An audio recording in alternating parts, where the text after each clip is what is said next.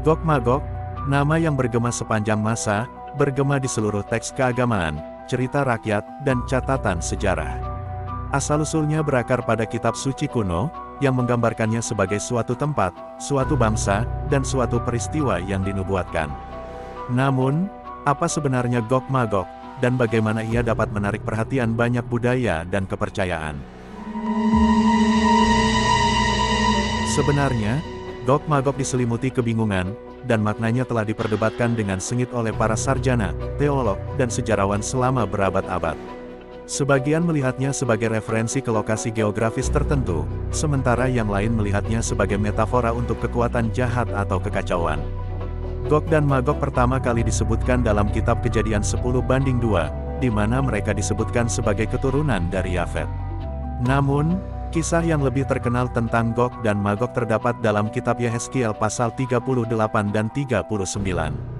Dalam pasal ini, Gog digambarkan sebagai seorang raja dari tanah Magog yang akan menyerang Israel pada akhir zaman. Magog sendiri diartikan sebagai wilayah di utara Israel, meskipun tidak ada keterangan pasti mengenai lokasinya. Menurut Yehezkiel 38:1-6, Gog akan memimpin sebuah koalisi bangsa-bangsa yang akan menyerang Israel. Yehezkiel menyebutkan beberapa bangsa seperti Persia, Kus, Put, Gomer, dan Togarma sebagai sekutu Gog dalam serangannya. Namun, Allah akan melindungi Israel dan menghancurkan pasukan Gog dalam pertempuran yang dahsyat. Yehezkiel 39:11-12 bahkan menggambarkan bahwa Israel akan membutuhkan 7 bulan untuk mengubur mayat-mayat prajurit Gog. Meskipun tidak ada keterangan pasti mengenai kapan tepatnya serangan Gog terjadi, banyak ahli teologi mengartikan bahwa peristiwa ini terjadi pada akhir zaman, atau saat kedatangan Kristus yang kedua kali. Hal ini didukung oleh keterangan dalam kitab Wahyu 20:8-9, di mana Gog dan Magog disebutkan sebagai bangsa-bangsa yang akan dipimpin oleh iblis untuk menyerang umat Allah di akhir zaman. Namun, bagaimana dengan tradisi Islam, yang menggambarkan Gog dan Magog sebagai bangsa mengerikan yang akan muncul di akhir dunia? Dalam Islam, Gog-Magog disebut Yajuj dan Majuj. Disebutkan juga bahwa salah satu tanda akhir zaman ataupun tanda kiamat adalah dengan datangnya Yajuj-Majuj. Kedatangannya dikisahkan setelah kematian Dajjal.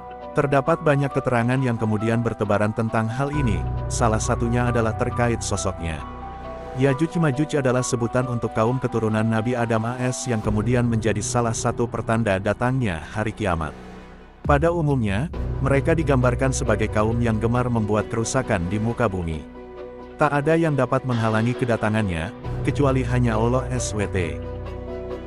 Disebutkan dalam suatu riwayat bahwa Yajuj-Majuj ialah keturunan Yafit putra Nuh, mereka kemudian tidak tinggal di alam gaib seperti pada malaikat dan jin. Sosok Yajuj-Majuj tak digambarkan secara gamblang di dalam Al-Quran. Sebagian ahli tafsir kemudian menggambarkan Yajuj-Majuj sebagai simbol dari perangai-perangai manusia yang buruk. Meski demikian, kedatangan Yajuj-Majuj adalah sesuatu yang pasti karena sosoknya sudah dijelaskan dalam Al-Quran. Sifat mereka dikatakan sangat keras, kasar, membunuh, sombong, biadab, merampok, gigih, senang berperang merusak, memperkosa korbannya serta mereka tak menyukai umat suatu bangsa selain dari diri mereka sendiri. Mengutip tafsir Al-Maraghi Juz 16 oleh Ahmad Mustafa Al-Maraghi, secara fisik kaum Yajuj-Majuj ini berasal dari ras Turki serta Mongol. Ciri-cirinya ini dijelaskan dalam hadis Rasulullah. Yajuj-Majuj bermuka lebar, bermata sipit, berambut pirang. Mereka juga kemudian datang dari setiap arah, wajah-wajahnya serupa tameng-tameng yang telah dilapisi kulit. Dalam ajaran Islam, melansir dari buku Fitnah Dajjal dan Yajuj dan Majuj yang mengungkap misteri kemunculan Dajjal dan Yajuj-Majuj yang ditulis oleh Lilik Agus Saputro, Yajuj dan Majuj ialah manusia keturunan Nabi Adam AS yang kemudian tak jauh berbeda dengan manusia sekarang. Namun, yang membedakannya ada pada sifatnya yang jahat, serakah, suka menghasut, kejam, serta licik yang dimiliki kaum Yajuj serta Majuj. Bahkan, disebut-sebut juga dalam sabda Rasulullah SAW bahwa mereka kemudian termasuk ke dalam barisan-barisan pasukan penghuni neraka. Rasulullah SAW bersabda, Allah SWT berfirman kepada Nabi Adam, keluarkanlah para pasukan penghuni neraka, maka Nabi Adam kemudian bertanya, apakah itu pasukan penghuni neraka? Allah SWT berfirman, mereka yang berasal dari setiap 1000 orang, 999 orang, kemudian kepada para sahabat ia bertanya, "Siapa yang satu ini, wahai Rasulullah?" Aku kemudian menjawab, "Bergembiralah kamu, sesungguhnya penghuni neraka itu dari kalian satu serta dari Yajuj dan Majuj 1000, hadis riwayat Bukhari. Kemunculan mereka kemudian turut berperan dalam menciptakan kekacauan serta kerusakan dengan takdir yang telah mereka tetapkan.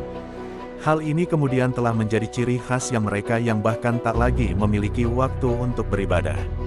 Selain itu, mereka juga digambarkan sebagai kaum yang menghabiskan banyak waktu untuk mengumpulkan kekayaan, merusak sumber daya alam, serta tak pandai dalam bersosialisasi, juga tidak pintar dalam ilmu pengetahuan.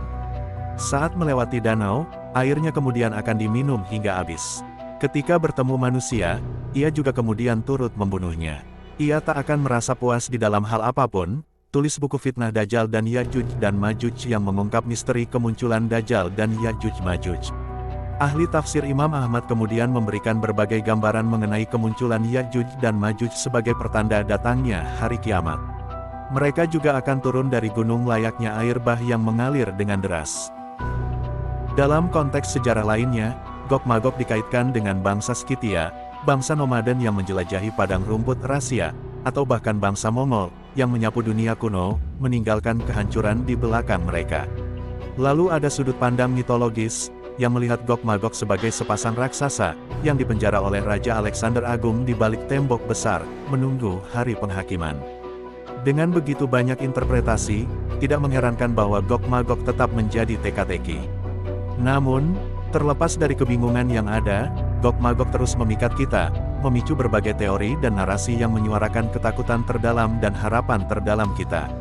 Sebagian menganggapnya sebagai pertanda kiamat, sementara yang lain percaya bahwa ia memegang kunci untuk mengungkap rahasia takdir manusia.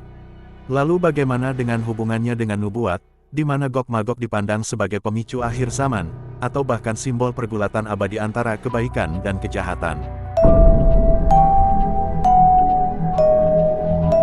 Salah satu aspek yang paling menarik dari Gog-Magog adalah kemampuannya untuk melampaui batasan, berbicara kepada sesuatu yang mendasar dan universal dalam diri kita. Mungkin itu adalah rasa takut akan hal yang tidak diketahui, atau kebutuhan untuk memahami kekacauan yang ada di sekitar kita. Apapun alasannya, Gog-Magog telah menjadi batu ujian budaya, yang terjalin dalam literatur, seni, dan budaya populer. Dari kisah-kisah mengerikan tentang dewa-dewi kuno karya H.P. Lovecraft hingga album-album heavy metal dan teori konspirasi, Gog-Magog terus menghantui dan membuat kita gelisah. Namun, di balik semua mistiknya, Gog-Magog memiliki makna yang mendalam, khususnya dalam kepercayaan eskatologis.